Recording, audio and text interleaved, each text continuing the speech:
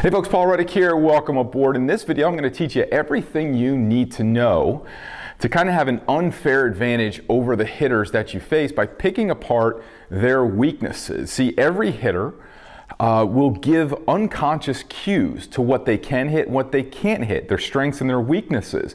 Some of these you'll even be able to pick up before a hitter even enters the box. But after this video, you're going to know how to look at a hitter, where they stand in the box, either up close to the plate, back off the plate, deep in the box, up in the box, how they stand, tall or short. And you're going to have a plan to understand what they can hit and what they can't hit. Almost every hitter gives it away when they're up at the plate. And most of the pitchers I show this to, they say, wow, I wish I had known this like the last game I pitched or a year ago, because they start thinking back of the hitters that they had faced. And because some of this stuff is a little counterintuitive. But you're going to be amazed at how well this works for you and how easily you're going to be able to pick apart hitters literally in a few seconds. Now, before we get to that video, you're part of the family now, so we do want to give you some family type treatment. Down below is a 91% discount on our signature program, the 90 Mile Per Hour Club Core program. Now, this is a program that is used by over 40,000 pitchers worldwide. It's the most popular pitching program ever created, and our guarantee in this program is that we'll find 3 to 7 miles per hour, sometimes as much as 11 miles per hour, that's inside of you right now. Not a program that you have to train for 12 weeks or 16 weeks and you have to do weights and cords and medicine balls and long toss. All that stuff is great, and there's certainly a place in that in a solid pitching program. But to make the most of your ability and to make the most of all of those other aspects of training, you first have to maximize the velocity that's inside of you. And that's what the focus of the 90 Mile Per Hour Club Core is in. We've never been able to find a pitcher that we couldn't find a bare minimum of 3 miles per hour, and like I said, sometimes as much as 11. So all the details are down below. Take us up on the 91% discount. It's basically what it costs us to deliver it to you, that we want to give it to you for. We want to make sure that everybody that needs this information to accomplish their baseball goals has access to this information. So after the video, you'll scroll down, take us up on that 91% off offer. So let's get into this now. I'm excited. It's one of my favorite topics. So first things first, we understand that where a hitter stands in the box will determine what they can hit and what they can't hit. So let's talk about the basic 4 places that they're going to stand, okay? So we're going to have a hitter that's going to stand back in the box, okay? So now back in the box, what is a hitter telling you, right? And everybody who's watched this, even if you're a pitcher, you're probably not exclusively a pitcher, you're still probably hitting. A hitter that stands back in the box has trouble with what pitch? A fastball. Right? And they're staying back in the box to give themselves more time to react to that fastball, to compensate. Now you would think, well, if they're standing back in the box, does that automatically compensate? Does it make up for their ability not to hit the fastball? No, it doesn't. So what we often do is when we see a hitter stand back in the box, we tend to go to other pitches because we think that adjustment will make them better able to hit our fastball. That's backwards thinking. A hitter that stands back in the box is afraid of the fastball. Throw them the fastball. I would throw them the fastball and I'd probably keep it on the inside part of the plate. Okay? So just because they make the adjustment, they compensate in their minds, doesn't mean that it eliminates that weakness for them. It's still their weakness. There's even players, I don't know if you've ever seen in major leagues, that will try and rub out that back line to try and get a little bit more. Okay?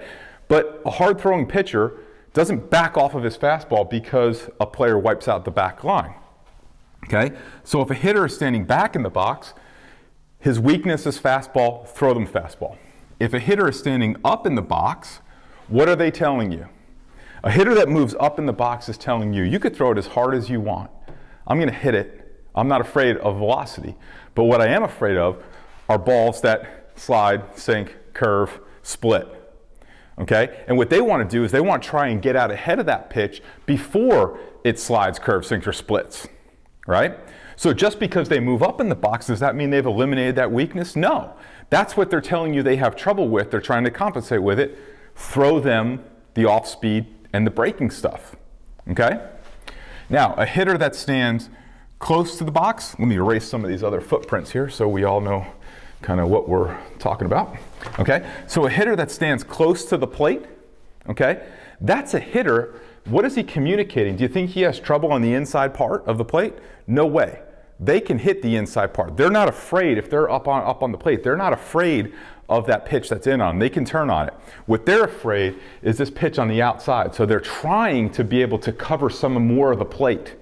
That's a huge mistake for hitters, by the way, is to try and cover too much of the plate. What I would much rather do is stick to my strengths and train myself to lay off those pitches, even if it's a strike or two.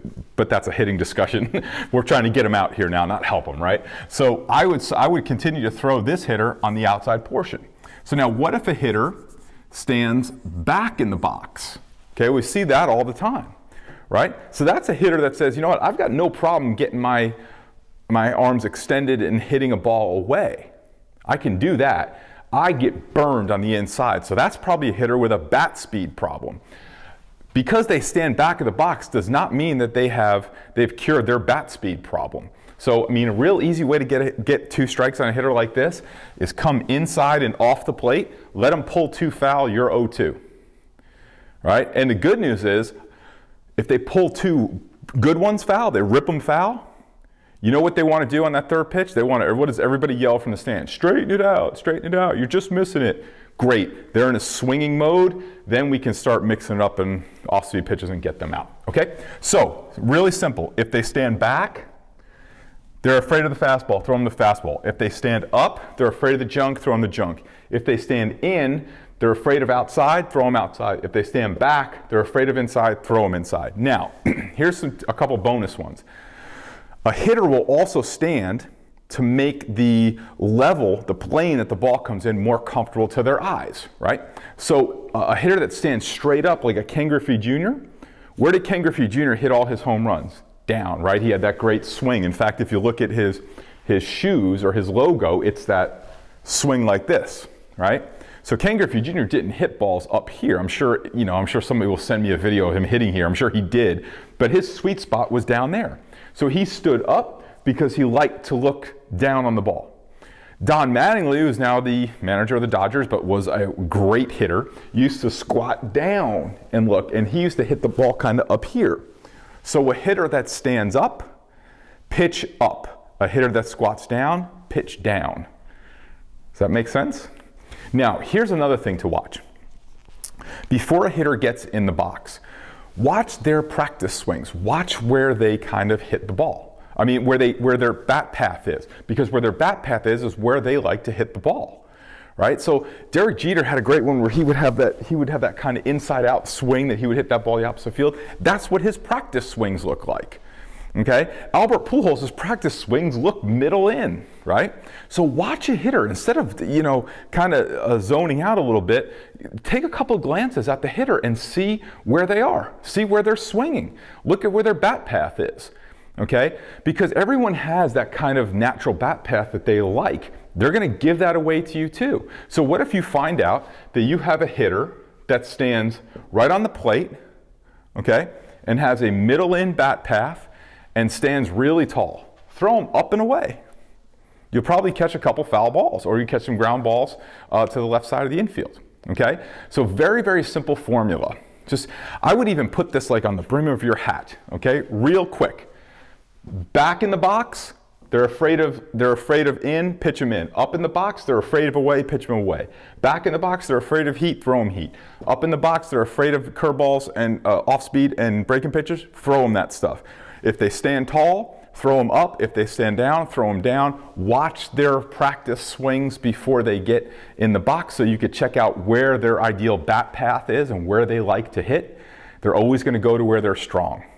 So that is the simplest formula. I know it's very counterintuitive, but there's one other thing you have to do. If you're going to get good at this, your catcher and your coach have to be on board too. Because the catcher can't look at a guy off the box and say, oh, this guy's so far off, let's put him away because he can't reach it. That's not going to happen, okay? So get your catcher and get your coach on board with this too. So remember, down below, 91% off discount, our 90 mile per hour club core. There's been 40,000 other pitchers that have been in the same spot with you.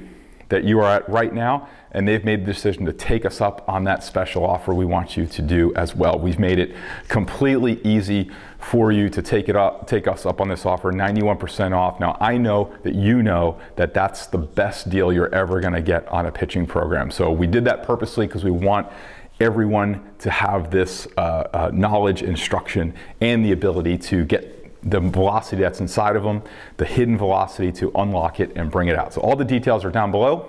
Thank you for watching. We appreciate you coming to this website. We wish you the best of luck, and we look forward to working with you for a long time to come. Thanks.